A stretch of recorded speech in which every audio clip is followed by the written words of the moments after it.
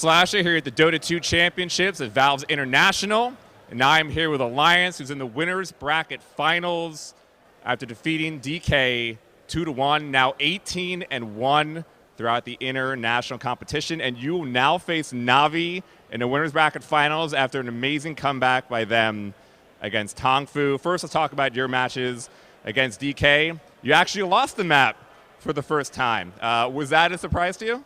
Not really. I mean, DK is a really good team, so going 2-1 wasn't such a surprise actually for us. Now, going into that match, what were your expectations? What were you looking to do to take the victory? We chose first pick because we knew that they would have a hard time drafting against us because they had to ban Wisp and they also wanted to ban Syllabear, which leaves us with a Bat Rider first pick, which is really strong. So we tried to take advantage of that to make a really good draft for us. Now, after the first game that you won, it seems like you got a little bit greedy in your picks in the second game. Was that because you had the one-game lead? Not really. I think we were a bit overwhelmed by their team fight, that they actually were able to win like 4-on-5 without the anti-mage.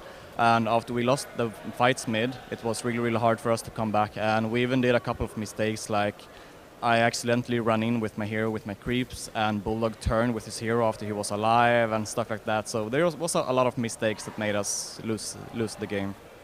Now, talking to some of the casters here yesterday, they were a little bit worried because of your perfect streak, because they thought that after so many wins, you may just get complacent and that losing might throw you off kilt. Do you think the loss is going to help you moving forward, or did you kind of want to try to get that perfect record?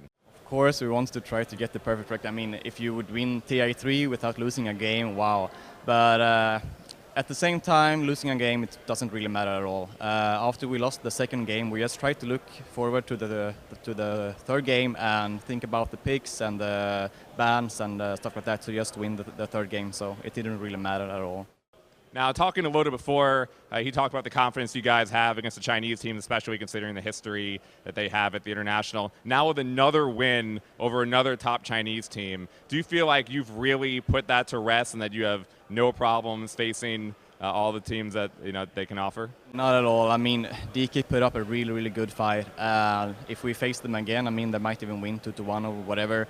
DK is actually, when we spoke about it earlier, I said that DK was going to be one of the hardest teams, and they actually made it to the semifinals now in the winner bracket. It was really hard games. So, and now it's Navi, which is a European team, but at the same time we played against Navi pretty much. So I'm pretty confident, like that. Yeah, that we have a great chance of winning. Of course, I can't say that we will win, but we screamed against them a bit before TI3, like during the practice games here, and we won 2-1. No, 2-0, I think. So yeah, it's gonna be good games, but I hope we come out of top. Also talking to Loda on that very first day at TI3, he said that if you guys did get the winners finals, it would be against Navi. And now that it's here, is this what you expected, or did you kind of think that maybe Tongfu would be the one to take it? Well, I actually thought Tongfu would win after you saw the start of the third game, but after a couple of fountain hooks, Navi were able to win.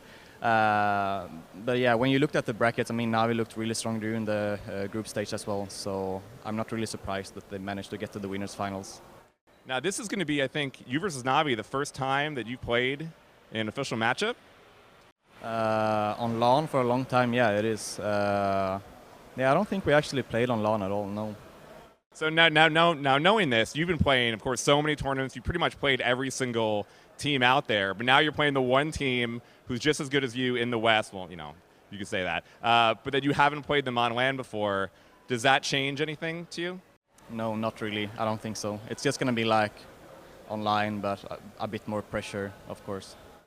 Do you feel like it's special at all that the two Western teams are now in the winners bracket finals and you two are going to be battling out to see which team gets to the finals? I think it's great. There is a better mixture of European and like Western teams and Eastern teams than from the last TI. I think it's better for the community that we show that we also can compete for the first prize.